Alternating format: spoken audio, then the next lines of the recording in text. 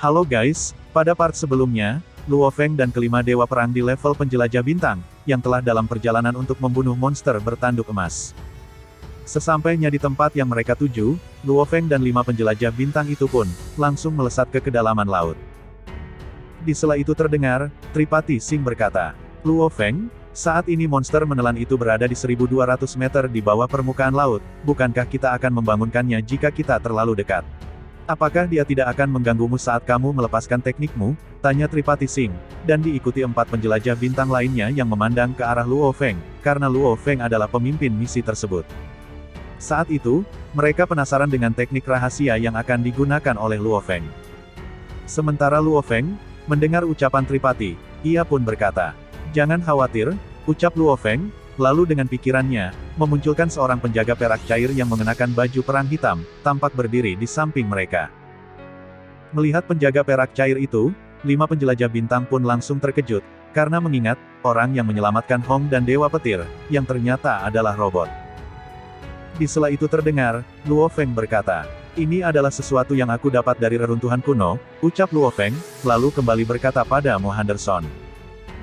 "Perwakilanmu, segera perintahkan jet otomatis milikmu untuk datang ke sini," ucap Luo Feng dengan serius. "Mengapa harus demikian?" tanya 5 penjelajah bintang yang tampak terkejut. Jet tempur otomatis memang mampu terbang dan menyelam ke bawah air, tapi mengapa harus memerintahkannya untuk datang ke sini? Mendengar ucapan itu, Luo Feng pun berkata, "Saat aku menggunakan teknik ini, kalian akan langsung mati. Saat itu, aku akan meletakkan tubuh kalian di dalam jet otomatis untuk pergi dari sini. Sedangkan untukku, aku akan segera memulai pertarunganku dengan monster yang menelan," ucap Luo Feng, dan langsung diikuti dengan anggukan kepala dari kelima penjelajah bintang. Saat itu mereka mengerti bahwa, dalam pertempuran ini, mereka hanyalah bidak pengorbanan, untuk memungkinkan Luo Feng tumbuh kuat dalam waktu singkat. Sementara Luo Feng, ia bisa mati tanpa meninggalkan tubuh. Sesaat kemudian terlihat dari ketinggian, sebuah jet otomatis dengan cepat menuju ke dasar laut. Setelah jet tempur datang, Luo Feng dan kelima penjelajah bintang pun langsung masuk ke dalam jet tempur tersebut. Setelah berada di dalam jet itu, Luo Feng pun langsung berkata, "Duduklah, dan tutup mata kalian. Tapi ingat, jangan melawan, karena itu akan menggagalkan semua proses," ucap Luo Feng dengan serius. "Baiklah, kami mengerti," ucap Mo Henderson, Isburne, Tripati Singh, Jia Yi dan Sokolov, yang saling memandang satu sama lainnya. Masing-masing dari mereka tampak tersenyum aneh, senyuman yang memegang kekuatan yang mampu mengguncang jiwa orang. Terlihat saat itu, Luo Feng dan kelima penjelajah bintang itu duduk melingkar, membentuk poin-poin ritual pengorbanan dari teknik rahasia 6 pedang. Sesaat setelah itu terlihat, Luo Feng mulai menutup matanya, tanda ritual telah dimulai. Dalam benaknya terlihat, ada 3 planet mini, yang di tengahnya, terdapat planet mini yang muncul ketika dia mencapai level 1 dan 2 penjelajah bintang. Sementara lainnya, masing-masing ketika dia mencapai level 2 dan 3. Kedua planet itu mengorbit di tengah, seperti bumi yang mengelilingi matahari, dengan planet yang lebih besar di bagian tengah planet tersebut. 3 planet mini itu semuanya berwarna merah, memancarkan benang kabut merah, yang memenuhi seluruh ruang dalam kesadarannya. Sesaat kemudian terlihat, sebuah menara berwarna merah darah, muncul di dalam pikirannya, dan menara itu disebut Menara Void, yang tampak mulai mengeluarkan 5 benang berwarna merah darah terbang keluar dan meninggalkan tubuh Luo Feng. Hal yang aneh adalah, di dunia fisik, benang roh ini tampak transparan. 5 benang roh itu segera memasuki kesadaran Mo Henderson, Isburne, Tripati Singh, Jia Yi dan Sokolov, dan diikuti bunyi gemuruh, saat 5 jiwa mulai dikorbankan. Ketika 5 jiwa mulai membakar, tubuh mereka mulai memancarkan gelombang tak berbentuk, sejumlah besar energi roh di bawah kendali tepat Luo Feng, mulai mengikuti gelombang 6 pedang, mengalir ke tubuh Luo Feng, dan masuk ke Menara Void, yang ada di alam kesadaran Luo Feng. Di saat yang sama terlihat, kekuatan hidup kelima penjelajah bintang itu menurun dengan cepat. Sementara kekuatan hidup Luo Feng, malah meningkat dengan cepat. Walaupun demikian, 5 orang yang mengorbankan diri mereka semua tersenyum, tanda tidak keberatan dengan pengorbanan mereka. Sementara di Eropa, pangkalan markas Paris. Terlihat saat itu, di layar besar yang digantung di jalanan, tampak 6 orang telah menghentikan gerakan di dasar laut. Yang berada di tengah adalah Luo Feng, kekuatan hidupnya adalah yang terkuat, yang berikutnya adalah Isburne, laporan siaran bergema di seberang jalan, berkumpul ada banyak pria Eropa dan wanita, semua terpaku pada layar. Kekuatan hidup mereka menurun. Kekuatan hidup Mo Henderson, Isburne, Tripati Singh, Jia Yi dan Sokolov menurun dengan cepat. Kekuatan hidup Luo Feng meningkat dengan cepat, ucap si penyiar menjelaskan. Sementara di layar terlihat, 6 siluet yang mewakili 6 pejuang itu, yang 5 diantaranya dengan cepat mulai kabur, sementara siluet Luo Feng, makin lama semakin terang, sampai tiba-tiba, 5 siluet tanda kehidupan lenyap tak berbekas, tanda ritual pengorbanan telah selesai. Melihat hal itu, orang-orang yang menonton langsung menutupi wajah mereka. Mereka tahu, begitu kekuatan hidup mereka menghilang, itu berarti kelima penjelajah bintang itu telah mati. Sesaat kemudian terlihat, sebuah jet tempur otomatis melesat keluar dari kedalaman laut. Melihat hal itu, sang reporter kembali berkata, "Itu adalah jet otomatis milik Mo Henderson." Menurut sumber dari informasi yang didapat, jet otomatis itu membawa 5 mayat di dalamnya, yang diantaranya Mo Henderson, Isburne, Tripati Singh, Jia Yi dan Sokolov. Mereka ini adalah 5 pahlawan yang mengorbankan diri untuk kelangsungan umat manusia, jadi harap selalu ingat mereka. Sementara Luo Feng, ia pun langsung melesat ke tempat monster bertanduk emas. Di saat yang sama, seluruh masyarakat bumi yang melihat hal itu, mereka pun mulai berdoa untuk kemenangan Luo Feng. Sementara Luo Feng, ia masih melesat dengan kekuatan penuh ke tempat monster bertanduk emas. Sedangkan Babata, ia terus menghitung jarak antar Luo Feng dan monster bertanduk emas, yang makin lama makin mendekat. Saat tinggal berjarak 200 meter, Babata pun menyuruh Luo Feng untuk berhenti, hingga membuat Luo Feng yang melesat dengan kecepatan penuh, seketika menghentikan laju lesatannya, membuat batuan di sekitarnya pecah. Di saat yang sama, tubuh Luo Feng mulai bersinar, di alam kesadarannya terlihat, sebuah menara yang sangat besar, beserta 2 planet mini mengorbit di sekitar planet pusat, tiba-tiba menjadi bola api yang bergemuruh, dan diselimuti kabut merah dalam jumlah besar yang keluar dari planet mini, memasuki menara Void. Kekuatan yang awalnya dikumpulkan dari 5 prajurit yang kuat, membuat menara Void yang sangat mempesona mulai berputar ganas dengan rotasi tanpa henti, membuat seluruh menara Void terlihat seperti buram, dan diikuti ujung menara tiba-tiba menghasilkan titik berkilau yang menyilaukan. Melihat hal itu, Babata yang berada dalam ruang manset pergelangan tangan pun langsung menggelengkan kepala, lalu berkata, "Kerja keras selama bertahun-tahun, semuanya lenyap. Saya harap, semoga bisa seperti Hong dan Dewa Petir. Setidaknya pertahankan semacam fondasi dan masuki koma setelahnya. Setidaknya dengan cara itu, kamu tidak akan mati," ucap Babata. Sementara Luo Feng, ia merasakan dirinya semakin lemah. Sesaat kemudian terlihat, sebuah tower yang tidak terlihat oleh mata telanjang berputar membentuk kerucut, mengebor dari jarak 200 meter, yang langsung menuju ke tubuh binatang bertanduk emas itu. Sementara binatang bertanduk emas mendapat serangan tiba-tiba, ia pun meraung marah, dan langsung menyerang Luo Feng. Untung saja saat itu, 2 penjaga perak cair dengan sigap melindungi tubuh Luo Feng. Sementara Luo Feng, ia tampak kaget, saat teknik menara kehampaan mulai mengebor bagian kepala monster bertanduk emas. Kesadaran monster ini bukan di kepalanya, ucap Luo Feng yang akhirnya mengerti, mengapa meledakkan kepalanya tidak juga membunuhnya, itu karena binatang bertanduk emas ini, berbeda dari manusia, dan juga dari monster lain, karena kesadarannya tidak ada di bagian kepala. Pada saat itu, menara kekosongan dengan cepat turun ke bagian leher, memasuki bagian dalam tubuh binatang bertanduk emas, menyapu semua bagian tubuhnya untuk mencari tempat disembunyikannya jiwa dari monster bertanduk emas tersebut.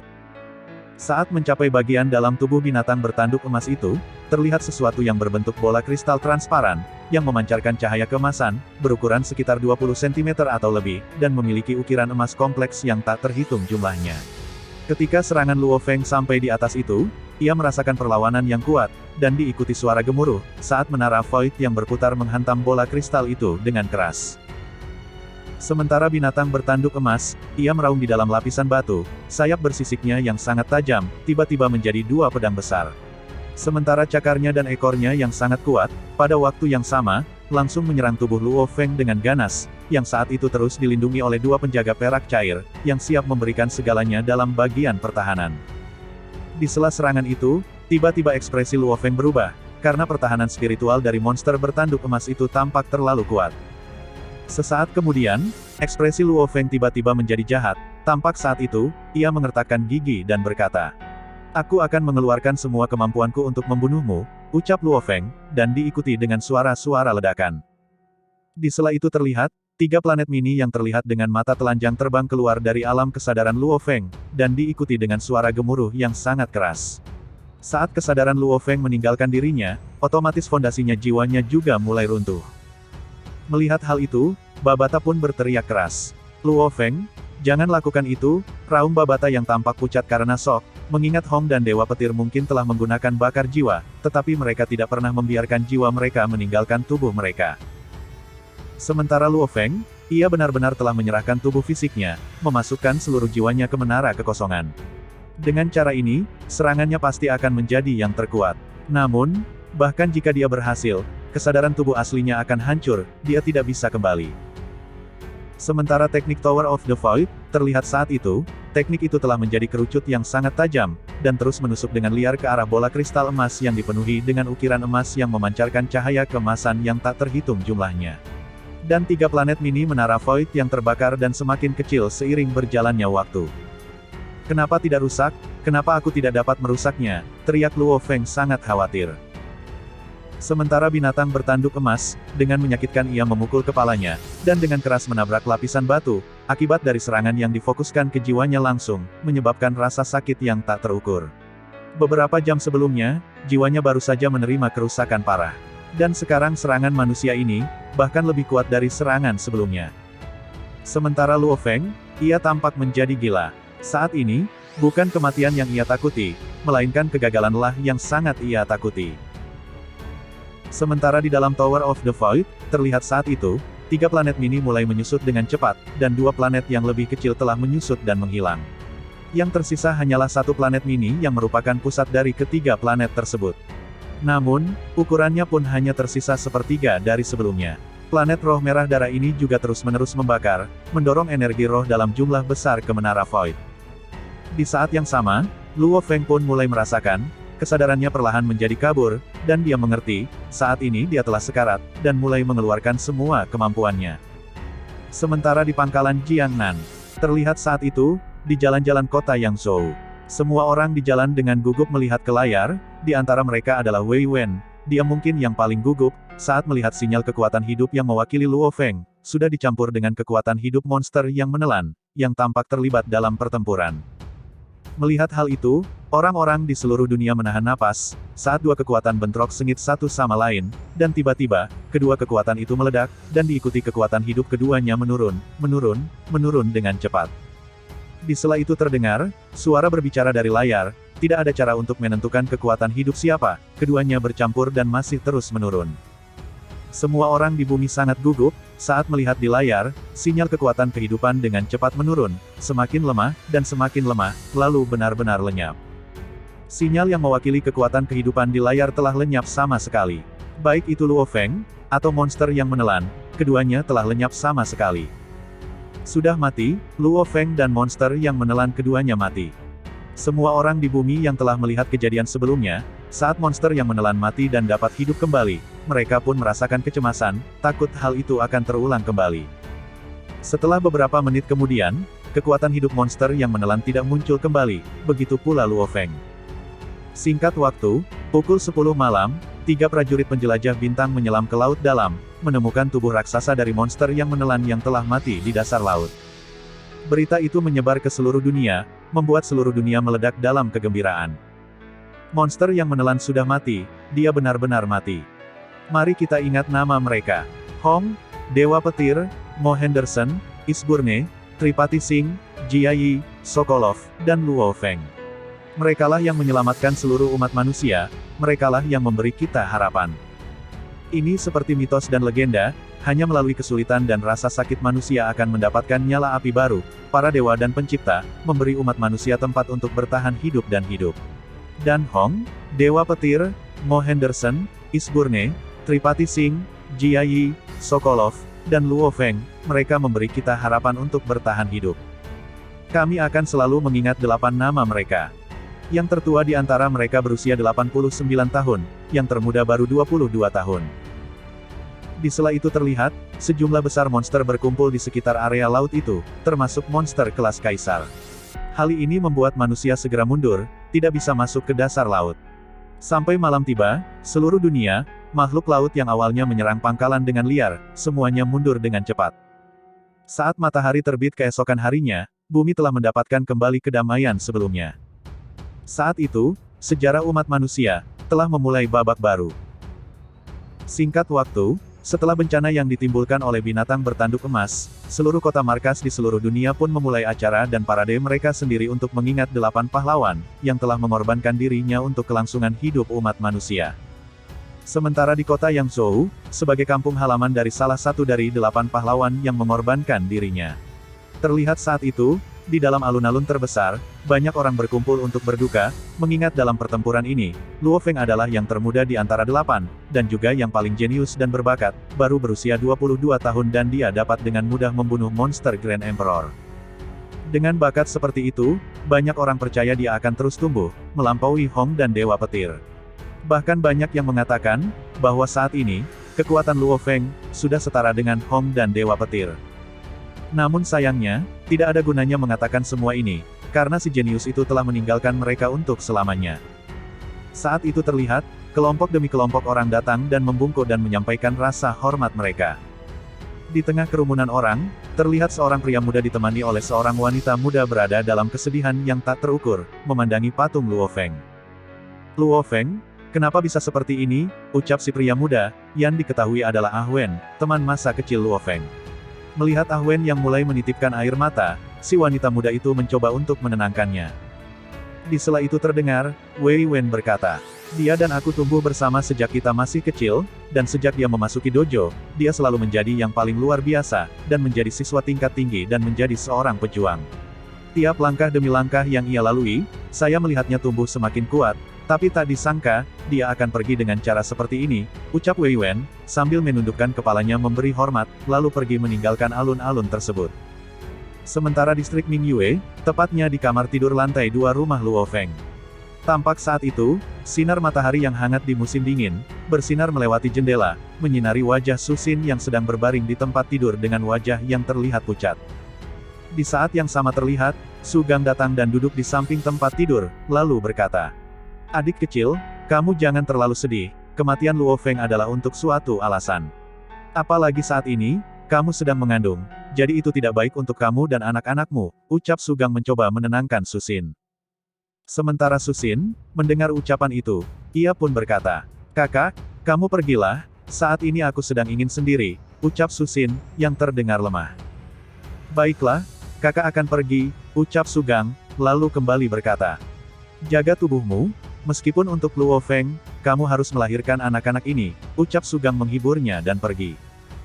Dari sudut pandang hubungan, Luo Feng, sebagai salah satu dari 8 pahlawan besar dunia, membuat keluarga Su berharap, Su Xin melahirkan anak-anak Luo Feng, karena dari sudut pandang logis, Luo Feng adalah pembaca roh terhebat di bumi, warisan genetiknya lebih berharga dari apapun, jadi anak-anak ini harus dijaga.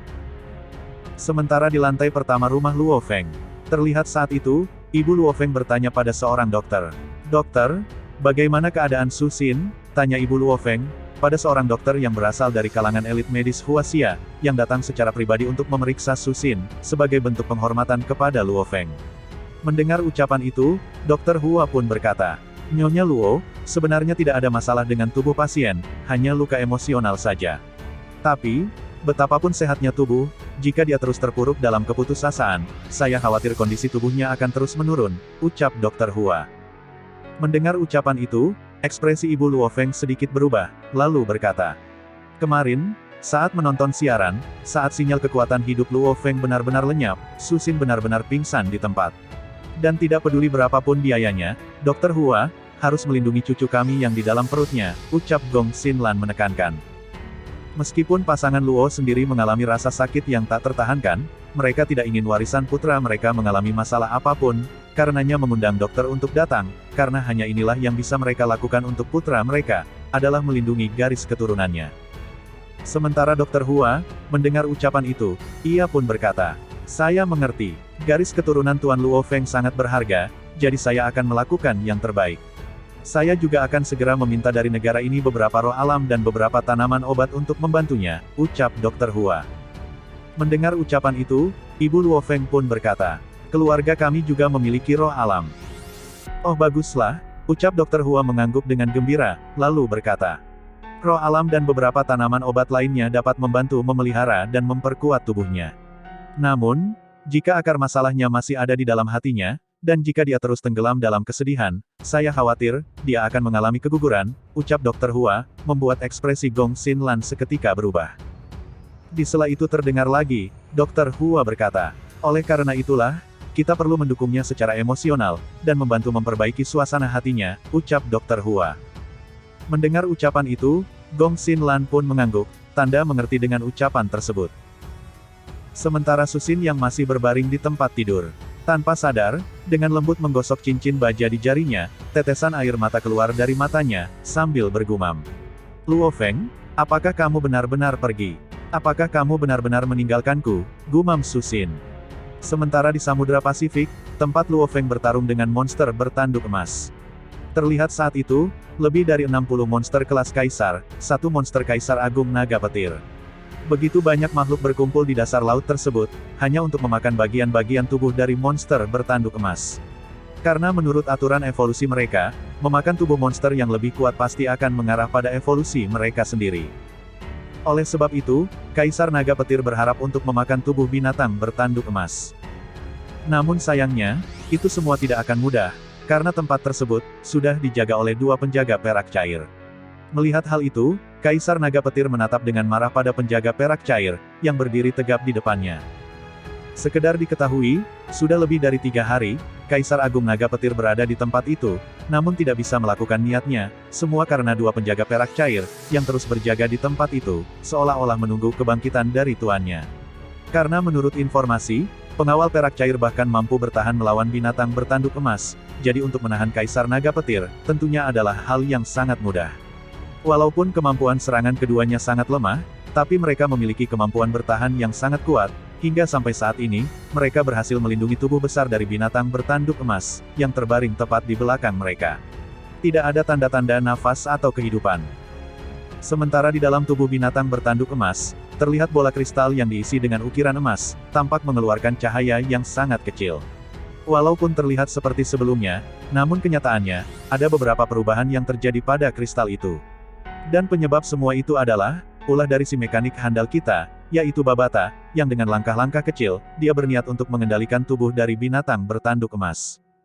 Di sela pekerjaannya, Babata pun berkata, Luo Feng, kamu jangan cemas, situasi yang kamu hadapi mungkin tidak pernah terjadi dalam 100 juta tahun, jadi bersabarlah, karena aku pasti akan menghidupkanmu kembali, ucap Babata. Sementara Luo Feng, ia tidak pernah mengira, bahwa dia akan bertahan hidup, mengingat 3 hari yang lalu. Ketika dia mempertaruhkan semuanya untuk menyerang binatang bertanduk emas, Luo Feng menyadari, pertahanan binatang bertanduk emas itu terlalu kuat. Dan tepat ketika planet rohnya sendiri akan terbakar, sinar kristal merah darah persegi di dalam inti planet mini dipisahkan dan dibakar, dan dengan segera, jumlah energi roh yang tak terukur mengalir ke dalam tubuh Luo Feng, membuat dia tidak sepenuhnya mati. Saat itu, Luo Feng sangat berterima kasih pada gurunya yang berasal dari planet Yunmo, yang telah menciptakan sesuatu yang disebut jejak jiwa, jiwa yang mampu mengubah pembaca roh ke tingkat alam semesta. Walaupun jejak jiwa hanyalah sebuah kristal kecil, namun, itu adalah sesuatu yang diciptakan oleh makhluk yang tak mati. Ketika sinar ini terbakar, energi besar itu dengan cepat melonjak dan menembus pertahanan binatang bertanduk emas, tanpa masalah sama sekali. Walaupun kekuatan binatang bertanduk emas sangatlah kuat, tapi tidak sebanding dengan kekuatan dan karakter jejak jiwa, yang lebih kuat dari kekuatan monster bertanduk emas, yang langsung menyerang pada jiwa binatang bertanduk emas. Sementara jiwa Luo Feng, langsung direvitalisasi menjadi tak terkalahkan. Namun, karena daging dan kesadarannya sendiri telah hancur, jadi saat ini dia tidak punya tempat untuk kembali. Karena itulah, secara mendadak, dia segera menggunakan teknik fusion, untuk memecah jiwa monster bertanduk emas, agar dapat membuatnya menjadi inang untuk jiwanya yang telah kehilangan tempat. Sama seperti cincin ruang penyimpanan dan pohon anggur kontak awan, yang mengandalkan jejak roh untuk mengingat pemiliknya, sama halnya dengan sistem Babata, yang juga ditautkan pada Luo Feng melalui koneksi roh, dan jiwa sebagai fondasinya. Beberapa harta karun di alam semesta, biasanya semua mengandalkan jejak jiwa atau roh untuk mengenali pemiliknya. Itulah mengapa, ketika jiwa Luo Feng meninggalkan tubuhnya, dia secara alami berhasil terhubung kembali dengan Babata lagi. Luo Feng, kamu telah mengambil alih kesadaran dari binatang bertanduk emas. Namun, tingkat fusi Anda dengan jiwa dan tubuhnya masih sangat rendah, jadi kamu harus melakukannya perlahan. Saat kepemilikan dimulai, Mungkin kamu tidak akan bisa berjalan dengan benar, dan itu adalah sesuatu yang normal, ucap Babata, lalu kembali berkata. Ayo, mulailah mencoba menggerakkan kelopak matamu dengan perlahan. Dan kamu tenang saja, karena aku sudah memutus semua sinyal di sekitar sini. Jadi umat manusia tidak akan pernah bisa menemukan kekuatan hidup monster bertanduk emas ini, ucap Babata yang sangat bersemangat, karena memiliki monster luar angkasa sebagai muridnya, ini sudah seperti mimpi. Hanya membahas garis keturunan di alam semesta, makhluk luar angkasa adalah pemimpin dan elit yang tidak perlu dipertanyakan lagi. Dan binatang bertanduk emas, adalah salah satu yang berada di puncak para monster luar angkasa. Sementara Luo Feng, mendengar ucapan Babata, ia pun berkata, Babata, bagaimana aku bisa mendapatkan kembali tubuh manusiaku? Tanya Luo Feng. Mendengar ucapan itu, Babata pun tampak kesal, lalu berkata, Sial, apa kamu masih memikirkan tubuh manusiamu? Ucap Babata, lalu kembali berkata. Dengan tubuh ini, jika kamu ingin menjadi penguasa sektor, yang perlu kamu lakukan hanyalah menunggu. Semua monster luar angkasa juga mewarisi ingatan, semakin tinggi level monster luar angkasa, semakin banyak kenangannya, pengetahuan, dan kekuatan. Sedangkan guru planet Yunmo hanya berumur 60 juta tahun, pengetahuannya yang terkumpul hanya seberapa banyak. Meskipun teknik rahasianya sangat kuat, di alam semesta yang luas, masih ada yang lebih kuat darinya. Tapi binatang luar angkasa, terutama binatang angkasa elit seperti monster bertanduk emas ini, kenangan yang diwarisi hampir sampai ke titik di mana alam semesta pertama kali dimulai. Dan ketika kamu telah benar-benar menyatu 100% dengan tubuhnya, semua kenangan warisan garis keturunan ini akan sepenuhnya berbaur dengan jiwamu, ucap Babata yang sangat bersemangat. Menjadi binatang bertanduk emas yang agung, bepergian dan menguasai alam semesta. Sedangkan untuk kembali ke tubuh manusiamu, itu tidak terlalu sulit. Cara paling bodoh adalah, mencari seorang manusia untuk kamu jadikan inang. Dan cara terbaik adalah dengan mendapatkan teknik pembaca roh legendaris, yaitu teknik pembelah jiwa. Dengan teknik ini, kamu dapat membagi sebagian jiwamu ke dalam tubuh manusia lain. Namun, teknik ini bahkan guru baru saja mendengarnya, dan belum menguasainya, ucap Babata, lalu kembali berkata. Tapi sudahlah, karena yang terpenting saat ini kamu masih hidup, dan soal kembali ke tubuh aslimu, suatu saat pasti akan terjadi, ucap Babata. Mendengar ucapan itu, pikiran Luo Feng langsung bergetar. Benar kata Babata, setidaknya saat ini aku masih hidup. Di mana ada kehidupan di sana ada harapan. Ada harapan untuk melihat keluargaku dan melihat anak-anakku lahir, gumam Luo Feng. Setelah itu terlihat, Luo Feng mulai bekerja lebih keras untuk mengendalikan tubuh barunya. Mulai dari mengedipkan mata, menggerakkan cakar, mengayunkan ekornya dan menggerakkan sayap bersisik itu dengan lembut. Selangkah demi selangkah terus ia lakukan. Setelah bekerja keras selama 16 hari, ia pun telah berhasil mengendalikan tubuh monster bertanduk emas, layaknya tubuhnya sendiri.